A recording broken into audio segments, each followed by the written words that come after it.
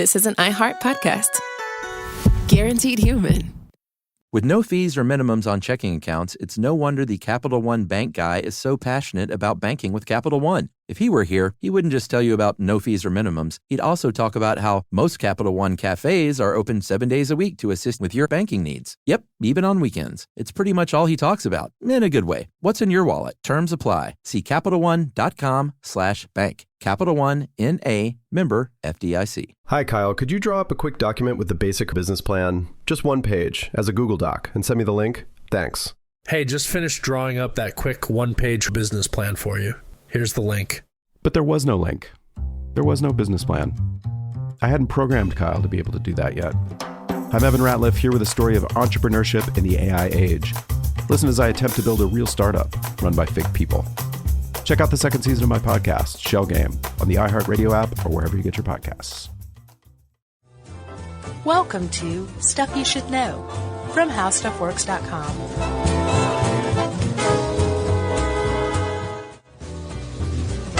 Hey, and welcome to the podcast. I'm Josh Clark with Charles W. Chuck Bryant. You getting comfy? Yeah. Okay, well, you put the two of us together, and this is Stuff You Should Know, the podcast. Frank was squeaking. I thought I was in Frank. Oh, is that Frank? Yeah. Oh, sorry. I'm in Francine. Oh, okay. Sorry, Francine. She's squeaking. You are in Frank. Who are you? Let's build the chair. People have never heard this. They're like, what are they talking about? Oh, they've already turned off. We name our chairs, people. Doesn't everyone? You name cars, boats, and chairs. Yeah, a surprising amount of people name chairs. If you don't, you should be paranoid because people are talking about you. That's right. Chuck. Yes. Have you ever ossidated? I have. I've even pendiculated.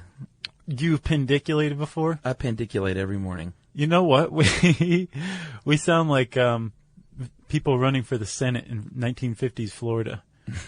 Yeah, there's Florida has a rich history of people running for political office using technical terms for things that sound way worse than they are to smear their opponents. Really? Yeah. There's this one guy who went, and I can thank Uncle John and his bathroom reader for this. Okay. Who went after his opponent and said that his sister was a thespian in New York. And all these people were like, boo, boo, we hate thespians. Actors. Yeah. And apparently the smear campaign was successful. That wasn't the only one, but this guy used that. Huh. Couple of technical terms. We should probably tell people what we're talking about, right? Because you said you pendiculate every morning. Easily every morning. And that is a what? That is a yawn and a stretch combined together, and is one of my favorite things to do in the morning. It is. Did you see that painting of it was a self-portrait, the artist's self-portrait. It seemed like it was from the 16th or 17th century of him pandiculating. It's just this awesome oil painting of this, Renaissance man stretching and yawning. Yeah, I love it because it feels good.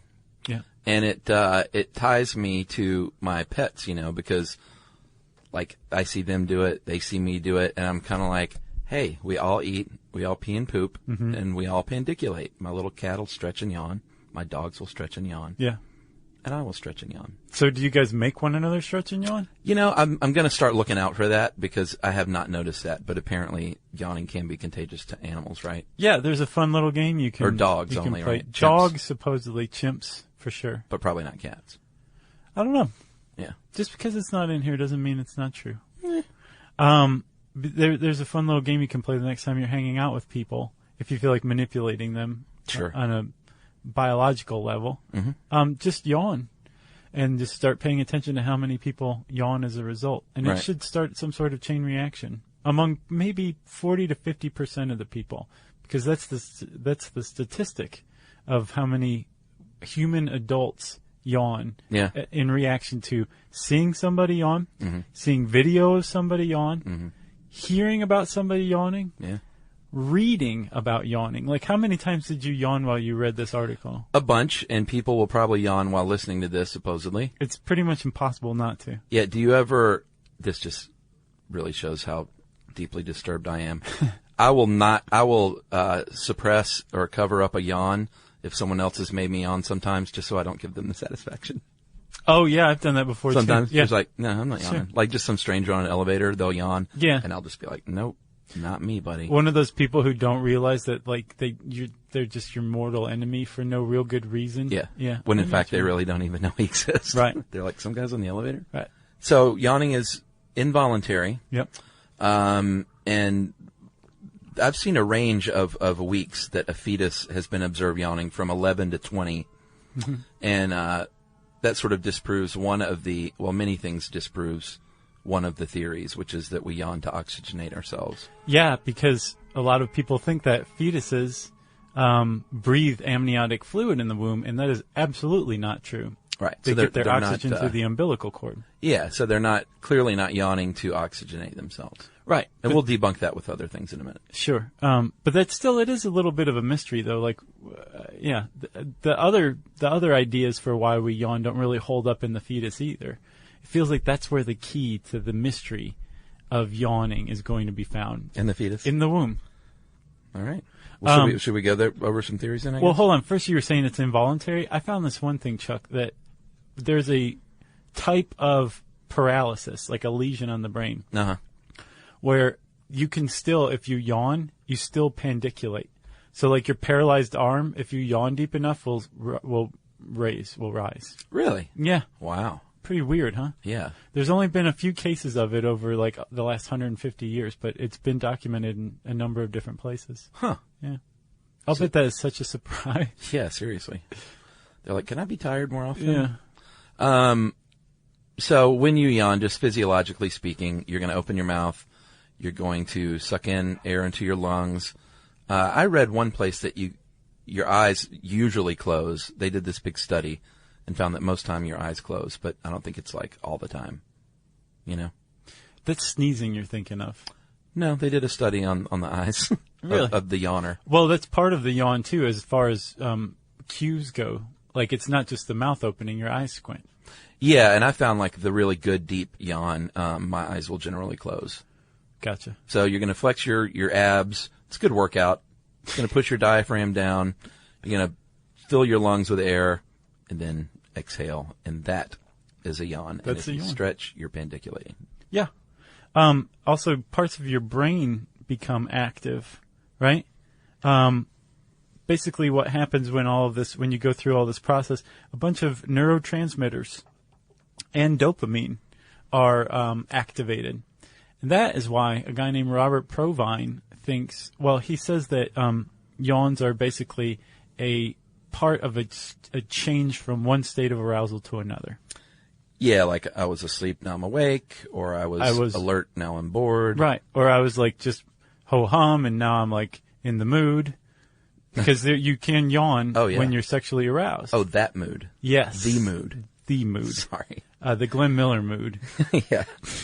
That's what they had to call it back then. And that's what we have to call it today on this family-friendly podcast. That's right. Yeah. What's going on, too, is physiologically speaking, is we are distributing something called a surfactant, which sounds gross. And it kind of is. Okay. It's a wetting agent to coat alveoli in the lungs. But are they saying that's what happens or that's why it happens? That's what happens. Okay, they're not saying the reason is to coat the alveoli with surfactant, right? It could be. I mean, for all we know. Because they still don't know. No, we still have no idea what function yawning provides. Same with the yawning as a symbol of arousal or as a sign of arousal. They think that it's really just a byproduct of it. Right. You know? Okay. But it explains why people who are nervous, or dogs, I'm sure you've seen dogs who are nervous and they yawn in like that really kind of weird, unsettling way. Like, what's wrong? When they're super worked up. Yeah. Yeah. And humans too, you know, like people will yawn when they're nervous. It's a sign that you're in a state of arousal. Yeah. And what that state of arousal is depends on the situation. Yeah, they point to Olympians who yawn before like a race. Yeah. And which poo-poos one theory that we're going to get to the theory. Should we just get to the theories? Let's get to the theories. It poo-poos that theory, though, that you have to be bored or you have to be sleepy or tired. Yeah. Like there's the boredom theory, and it's kind of been pretty fully shot down just by, what we just casual observation. Yeah. There's also the physiological theory. Yeah. Which is that, this is the one that I'd always heard when I was younger, like why you yawn is because you're oxygen deprived or you have an abundance of carbon dioxide. So you're drawing in a bunch of oxygen and like putting out a bunch of carbon dioxide. That's why you yawn. And Provine that you mentioned? Yeah. He tested this one, right? Yeah, pretty simply. He just said, okay, well, let's just give some athletes a bunch of oxygen and see if they yawn any less. And they didn't. Right. He also increased the carbon dioxide in the ambient air, and people still kept yawning. Okay, so that one's gone. But they didn't yawn anymore. Yeah. So we can put that to bed. Yeah. Plus, also, there was a terrible proof associated with that hypothesis. Oh, yeah? That explains why people yawn in groups. Because when you have a big group, there's more carbon dioxide and less oxygen. Yeah, that's like you're all fighting over the oxygen. Right. So you're yawning. They're yawning, yeah. Whoever can yawn the deepest lives. Yeah, that doesn't sound right. Evolution could play a part. Some people think that maybe we used to yawn. Tuk-Tuk would yawn to bare his teeth to intimidate folks around him, or that it developed as a signal.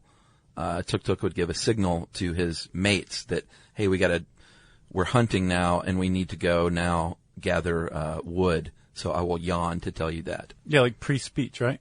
Yeah. Like a bird turning of the whole flock. Yeah. That makes a little bit of sense, but I still don't believe that one. I'm with the brain cooling theory. That's like the most recent one. Yeah, and that seems to be the one that people are subscribing to. Yeah, scientists generally are leaning toward the fact that when our brains are warmer, yawning might cool it down, and a cool brain is a more a better brain, I guess. I should say I just does better for thinking. I just yawned. Did you? I did. Okay, I didn't see it. Well, I covered my mouth. Oh, okay. You may have thought I was burping. I think I did. So the brain cooling theory, that's the one that most people think is lately. That's the explanation du jour. Yeah.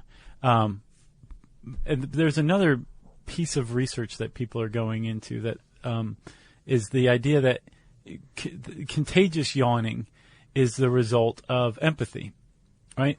That you empathize. The more you empathize with other people, the more susceptible you are to contagious yawning. And we said earlier that I think 41 to 55% of human adults are susceptible to contagious yawning. Yeah, right? Which the Mythbusters confirm, by the way. Okay. So there is some sort of link between what we perceive as empathy and the susceptibility to yawning when you see somebody else yawn, or reading about yawning, or whatever. I wonder if it's like, oh boy, that guy's tired, and just let me make him feel better. Well, Provine, again, he's like really into yawning research. Yeah. He has done MRI scans where he shows, I guess, pictures of people yawning, or talks about yawning, and they yawn. And when they do, he says that mirror neurons go off. Oh yeah, our old friends. Right. So our mirror neurons are activated when you see somebody else yawn. And apparently that triggers a yawn. But people take it a step further in this quest to prove that empathy and contagious yawning are, work hand in hand. Right. And saying, well, then people with autism, that they shouldn't be able to be susceptible to contagious yawning. Right, because they're known to have less empathy. Right. They have trouble connecting with others, or they have trouble developing what's called a theory of mind about other people. Right. And there have been a lot of studies about whether or not people who have autism are susceptible to contagious yawning. Yeah, and it's been proven, not proven, but at least the data says that the more the stronger your autism, the less you will yawn, even though they will yawn when someone's pretending to yawn. Was that what it was? I didn't see that part. Yeah, I think it said that when they're watching video of people just moving their mouths, then non-autistic kids yawn more than kids with autism when it was really yawning. Does that make sense? Yes. Well, hold on. Before we get to that. Yeah. Because this is like a whole thing to me. Sure. The idea that if you have autism, you're not susceptible to contagious yawning. Yeah. Let's first have a message break from our sponsor. Stuff you should know. Hi, Kyle. Could you draw up a quick document with the basic business plan, just one page, as a Google Doc, and send me the link? Thanks. Hey, just finished drawing up that quick one-page business plan for you. Here's the link. But there was no link. There was no business plan. It's not his fault. I hadn't programmed Kyle to be able to do that yet. My name is Evan Ratliff. I decided to create Kyle, my AI co-founder, after hearing a lot of stuff like this from OpenAI CEO Sam Altman. There's this betting pool for the first year that there's a one-person billion-dollar company, which would have been like unimaginable without AI, and now will happen. I got to thinking, could I be that one person? I'd made AI agents before for my award-winning podcast, Shell Game. This season on Shell Game, I'm trying to build a real company with a real product run by fake people. Oh, hey, Evan. Good to have you join us. I found some really interesting data on adoption rates for AI agents in small to medium businesses. Listen to Shell Game on the iHeartRadio app or wherever you get your podcasts. The moments that shape us often begin with a simple question. What do I want my life to look like now? I'm Dr. Joy Harden Bradford, and on Therapy for Black Girls, we create space for honest conversations about identity, relationships, mental health, and the choices that help us grow.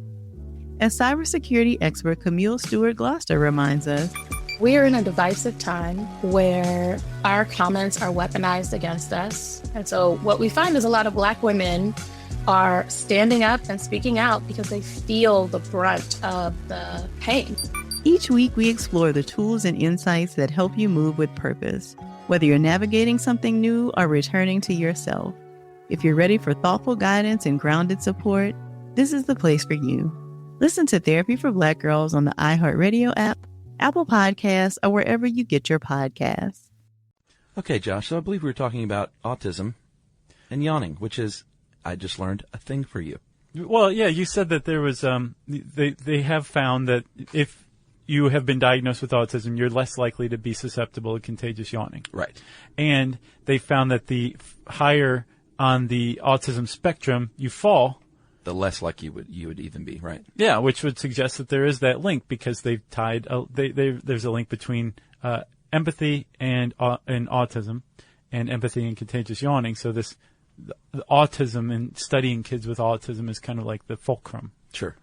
So yeah, it just seems to me to be kind of I don't know. I don't buy all of the studies that have been carried out, and other studies kind of contradict it. Yeah. Like other studies have shown that like kids with autism focus on people's mouths rather than their eyes. Okay. So maybe they're missing the cue. Remember we said that your eyes scrunch. So like a yawn is not just people opening their mouths. Right. It has all these other facial characteristics that might trigger a yawn in another person. So maybe kids with autism are simply missing that. So you're saying maybe cue. the data could be skewed by other factors. It could be. Plus, I just remember when I wrote this article like years back, I was kind of like, something stunk. Yeah, it seems just slightly off. Like, yeah.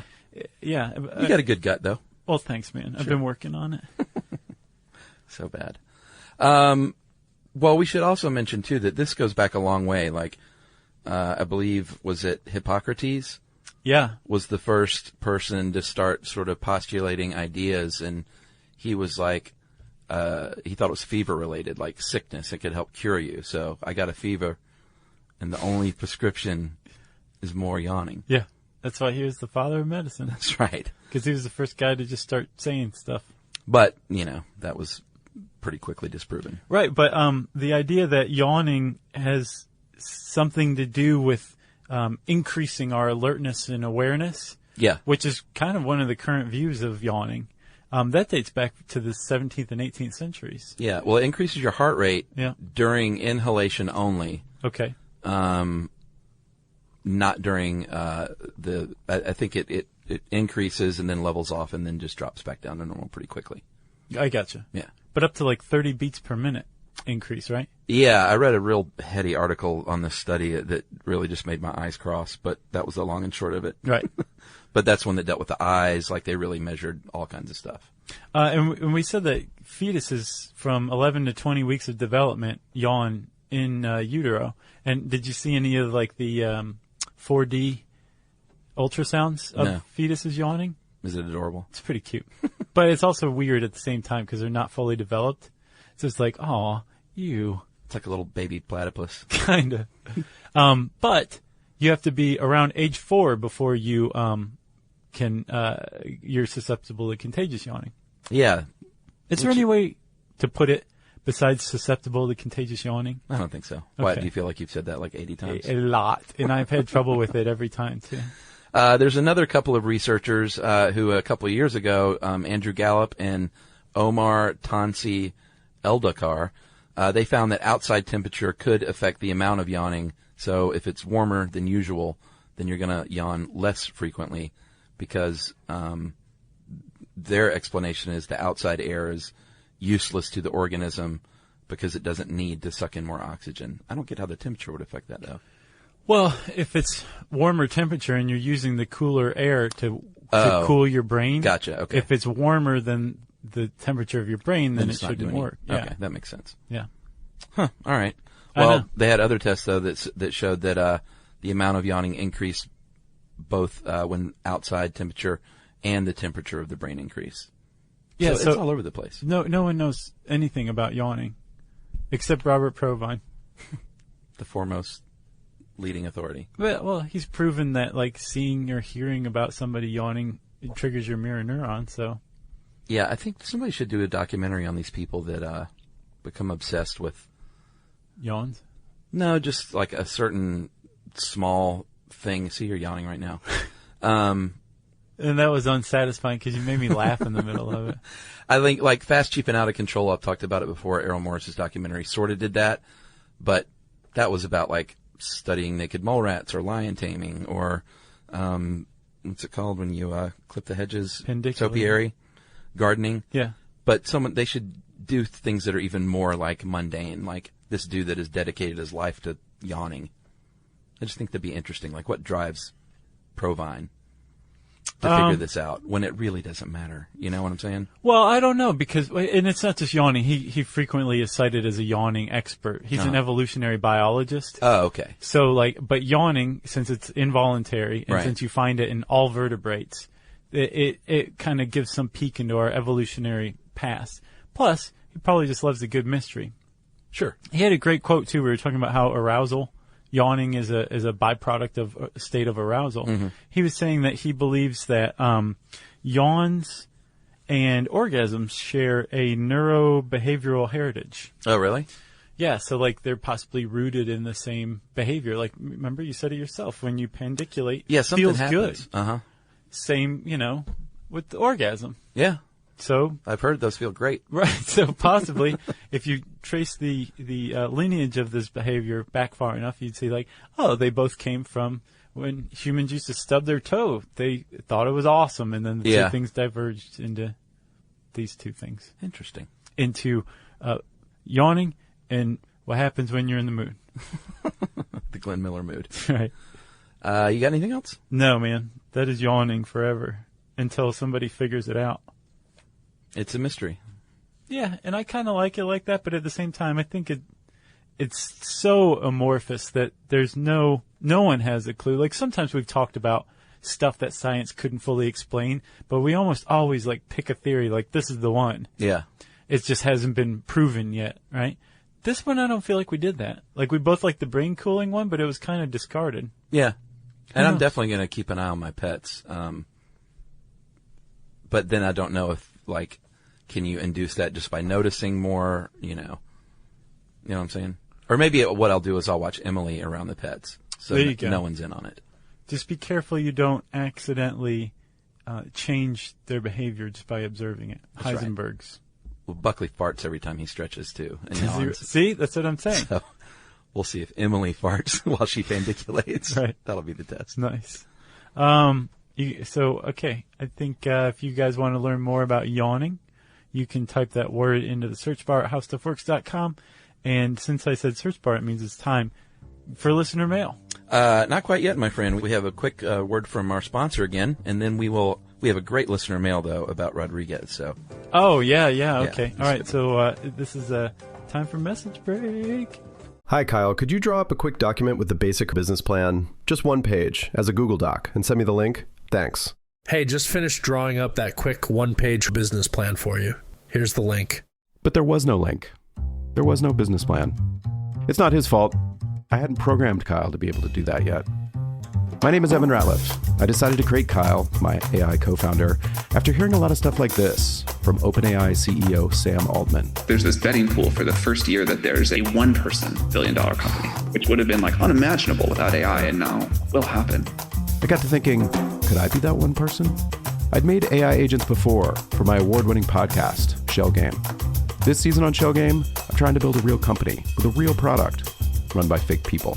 Oh, hey, Evan. Good to have you join us. I found some really interesting data on adoption rates for AI agents in small to medium businesses. Listen to Shell Game on the iHeartRadio app or wherever you get your podcasts. The moments that shape us often begin with a simple question. What do I want my life to look like now? I'm Dr. Joy Harden Bradford, and on Therapy for Black Girls, we create space for honest conversations about identity, relationships, mental health, and the choices that help us grow. As cybersecurity expert Camille Stewart-Gloucester reminds us, we are in a divisive time where our comments are weaponized against us. And so what we find is a lot of Black women are standing up and speaking out because they feel the brunt of the pain. Each week we explore the tools and insights that help you move with purpose, whether you're navigating something new or returning to yourself. If you're ready for thoughtful guidance and grounded support, this is the place for you. Listen to Therapy for Black Girls on the iHeartRadio app, Apple Podcasts, or wherever you get your podcasts. Okay, and now it's time for listener mail, huh? Yes, and I already gave it away because I wanted people to stick around for this, and it is called I Hung Out with Rodriguez. Wow. So we mentioned Rodriguez, the singer-songwriter from the 60s, who, unbeknownst to him, was a huge, huge hit in South America and... No, South Africa. What did I say, South America? Mm-hmm. I'm such an idiot. No, you're not. South Africa, and They're then... both like down there. One's on the left, one's on the right. And then later in Australia, and so we covered that in our apartheid podcast, and you can see the documentary Searching for Sugar Man. It's super interesting. Which one, best documentary this year, right? Yeah, heck yeah. Have you seen How to Survive a Plague? That was up for Best Picture, too. No. Best documentary? Yes. Was it good? Yeah, it was really good. It's about the early gay, like, AIDS awareness movement. Oh, yeah. And, like, it's just what they were up against is mind-boggling. Yeah. You know, like, the idea society was just kind of like, no, God's punishing you. Right. Good luck with it, pal. Jeez. Yeah, it was really something. Go ahead. Our friend Stuart of Superhuman Happiness, who they're fans of the show. Oh, yeah? He scored the soundtrack. Oh, nice. He did a really good job with it, too. I'll have to check that out. Yeah. I saw another trailer the other day for a documentary about this family of Jews who hid in a underground for a year and a half during World War II. What? And they never told their story because they didn't think anyone would believe it. And this caving guy found these human objects and traced them back to this family, and they came out like the surviving ones like told their story of it. It's amazing. Wow. What's it called? It's called No Place on Earth. Cool. And it's coming out soon. It looks awesome. All right. Well, there you go, everybody. We like to recommend documentaries around here. Okay, Rodriguez. Guys, it's so fun to hear you talk about Rodriguez because I've known him a little bit here and there. I'm glad he's getting recognition. And here is a story about the first day I met him. September 2007, I moved into a 101-year-old apartment building in the Cass Corridor neighborhood of Detroit. It was a bar across the street called The Bronx. And after getting moved in, my boyfriend and I went over there and had a night of celebrating and talking with some old and new friends. Our friend Dale pointed out this dude wearing all black with sunglasses on, said, you know, Rodriguez, that guy over there, is bigger than Elvis in South Africa and Australia. I didn't understand the gravity of his statement at the time, but being friendly people, we talked late into the night with Dale and Rodriguez. The bar closed. We decided to walk back across the street to our new apartment, and Rodriguez followed us out with his guitar in tow. It was very quiet out, about 3 in the morning. The apartment building was U-shaped with a big courtyard in the middle and low lighting. It was really beautiful. There was a single picnic table, and we sat there on it talking more and more. Rodriguez pulled out a pint of brandy, offered us some, and then asked if we wanted to hear his new song, saying he'd just written it the other day. We said sure, because he seemed so incredibly excited about it. He played the song for us and played it again, which I thought was interesting. He just played it twice. So did you like that? You want to hear it again? Wait, before you answer, let me play it a second time. And then we talked some more about music and love, and he played it once again. No way. I guess he played it 3 times. I saw him many, many times over the next few years and met his middle daughter as well. He played the same song every time.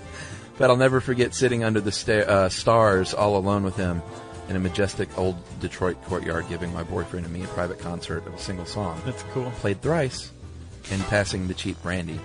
He really is as kind and happy of a soul as the movie says. That's cool. When you watch Searching for Sugar Man, you can see a couple of people talking at the Bronx Bar, and even see my old apartment in the background. Hope I see you guys soon. Love, Julia. Well, thanks, Julia. Hat tip to you for being aware of the word thrice. Yeah. And for, I guess, waiting out the storm in Detroit. Yeah, and for listening to that song 3 times, like, very patient and understanding. Right, with that smile plastered on your face the last time, like. Yeah, very cool memory, I imagine. Yeah. Let's see, if you have a story about any sort of famous singer-songwriter, filmmaker, anybody. Remember the guy who hung out with Henry Hill and became, like, really disenchanted as a result? Yeah. Yeah. If you have a good story like that, we're always in the mood for a good yarn, especially if it's true. You can tweet to us if it's a really, really short story. To SYSK Podcast. That's our handle, the whole thing. You can join us on Facebook.com/Stuff You Should Know. All one word. That's our Facebook page. You can send us an email to stuffpodcast@discovery.com. And friends, Romans, countrymen, go to our website. What is your problem? It's called StuffYouShouldKnow.com.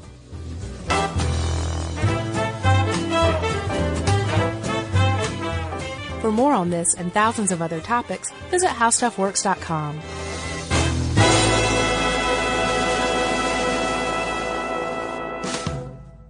Hi, Kyle. Could you draw up a quick document with the basic business plan? Just 1 page, as a Google Doc, and send me the link? Thanks. Hey, just finished drawing up that quick 1-page business plan for you. Here's the link. But there was no link. There was no business plan. I hadn't programmed Kyle to be able to do that yet. I'm Evan Ratliff, here with a story of entrepreneurship in the AI age. Listen as I attempt to build a real startup run by fake people. Check out the 2nd season of my podcast, Shell Game, on the iHeartRadio app or wherever you get your podcasts. The show was ahead of its time to represent a Black family in ways that television hadn't shown before. Exactly. It's Thelma Hopkins, also known as Aunt Rachel. And I'm Kelly Williams, or Laura Winslow. On our podcast, Welcome to the Family with Thelma and Kelly, we're rewatching every episode of Family Matters. We'll share behind-the-scenes stories about making the show. Yeah, we'll even bring in some special guests to spill some tea. Listen to Welcome to the Family with Thelma and Kelly on the iHeartRadio app, Apple Podcasts, or wherever you get your podcasts. This is an iHeart podcast. Guaranteed human.